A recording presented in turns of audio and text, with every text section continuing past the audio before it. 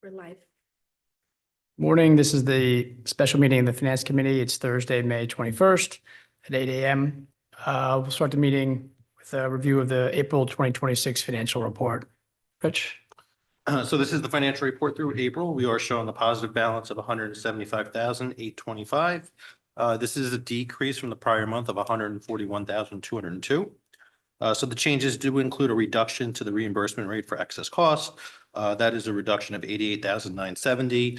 Based on the March 1st filings from all districts in Connecticut, the reimbursement rate was dropped from 68% to 66.78%. We do have a deficit in long-term subs. There is a substitute for an administrator out on maternity leave for $31,000. Salary savings of 26,686. We did have to move that salary savings from ELP over to long-term subs for increasing costs in long-term subs. Public tuition is down 10,422, and those are price increases from at home placement. Gate receipts are short just by $271, and that's just less tickets sold. The adult education cooperative we have with Stanford came in less than budget by $500. Some clubs and council adjustments for $547. The Board of Ed retreat facilitator that was approved early in the year does not look like it's happening this fiscal year, so that releases $5,000. Then unemployment insurance is less than anticipated by $10,100. Overall, the general education RCs are a positive $25,193, and special education RCs are a positive $150,632. Just going through the RCs real quickly. As I mentioned, RC 16 consultant services has a positive balance of 5,000. That is the Board of Ed retreat facilitator. RC 18 long-term subs does show that deficit of $31,000, and that's due to coverage for an assistant principal. RC 23 Darien Summer School and Continuing Education, that cooperative with Stanford Public Schools is $500 less. RC 24 tuition in public school shows a positive balance of $4,322, but that's $10,000 less than the prior month. And again, that is for students attending the Stanford Public Schools that came in higher than anticipated. And then the biggest change obviously is the change in excess cost. We did include the estimated revenues. We should be getting that final reimbursement rate within the next few days, as it usually comes right around Memorial Day. But the final reimbursement rate is 66.78%. And then RC 25 fixed, as I mentioned, unemployment insurance is less than budget by 10,000 due to less claims filed.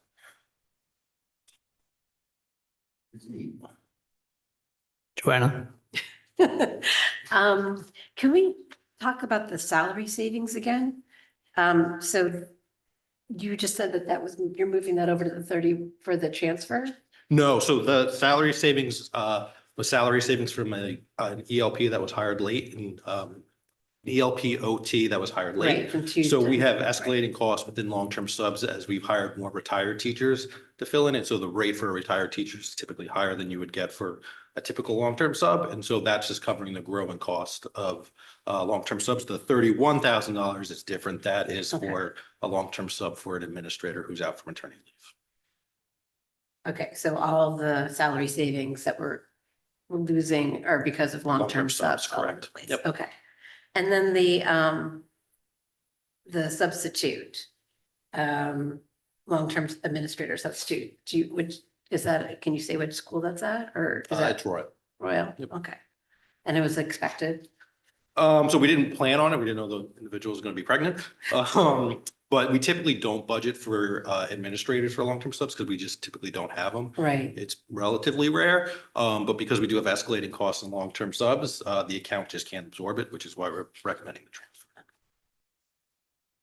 I just have a couple quick ones on the grants. The IDEA grant, that's what we expected it to be, or? Yes. It is, okay. And same question on the mental health for the wellness coordinator? That's all in Yes, line? so that is a multiple year grant, and so that's just the last year of that grant. It is, okay. Phil, do you have any other questions?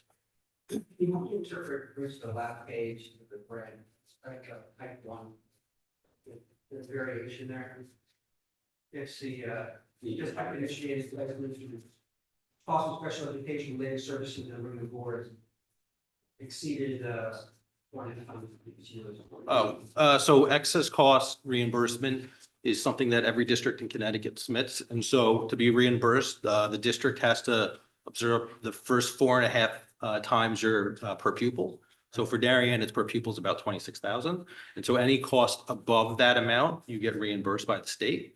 It is tiered based on town wealth, and so there's 3 tiers. The excess cost budget by the state has never been fully funded. And so when all the claims come in from all districts across the state sees how much money they have in their budget, how much are the claims, and then they basically apply a haircut against what everybody's going to get reimbursed. And so the first announcement is in December after your December 1st filing. And so when you file, you have actual expenditures up until about like mid-November, and then everything else is forecast. And then you file again in March 1st. So you pick up more actuals up until about early March 1st. And then everybody submits again. And usually the expenses across the state go up, but the pot obviously remains flat. And so then the reimbursement rate that the state gives goes down a little bit. And then that final reimbursement comes to the districts in the end of May. So within a couple of days. And it comes to the district as a grant. It comes in as a revenue that's received. And so in RC 24, you see a contra expense or revenue that's called excess cost reimbursement. And so that's revenue to help offset the total cost of special education. But I guess my question then is, I see it says uncapped entitlement of 3.4 mil.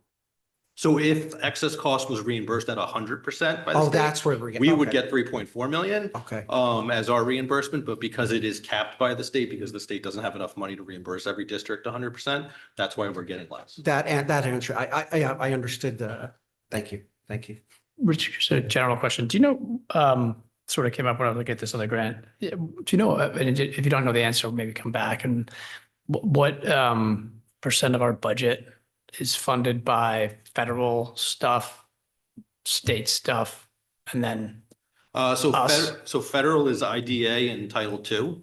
So you're looking at about $1 million is federal. That's the only thing that we get federal wise? Federal wise. So we Okay. used to get Title I a few years ago. Yeah. That went away as the number of students or not, number of children, I shouldn't say students, but the number of children in Darien who are under the poverty level Yeah. reduced. But for the federal, so it's about $1 million.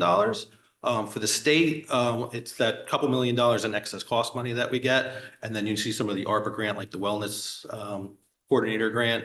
The DRIP grant is a state grant. Those are all state grants. And really the rest is from the town. So it's really like about 2% Yeah, about, is not funded by the town. correct. Okay. Wow. I wonder how that compares to the rest of the state. So it compares similar to our DERG, so like New Canaan, Wilton, Westport. If you look at communities like Norwalk or Stamford, the amount is much more. Yeah. The state does give the town what's called educational cost sharing grant, which goes directly to the town, which is intended to reduce property taxes for education. Right. So Darien gets about $500,000, but that sits on the town's side of the budget. As Yeah, I would opposed to- include that though, like if we were getting something even just over So on the there. town side of the budget for educational purposes, it's about $500,000 for our operating expense. So maybe it's like 2.25%. Yeah, about. So it's not a significant amount. And that's really based on town wealth. That's how the Yeah. state calculates it. And then from a capital perspective, we get money reimbursed for construction projects through the state, which is about 20% of eligible expenses. Got it. Okay. Very helpful. Any other questions? No. Budget transfers? So there is one transfer we're recommending for approval. That is for $31,000, again, for that long-term substitute for an administrator. We are recommending taking the funds from the savings and athletic transportation that we talked about last month, the savings and unemployment insurance, and then the Board of Ed retreat facilitator that won't be used. Questions on that? Sounds good. All good? Okay. I think we move to public comment. There are no members of the public to comment. Okay.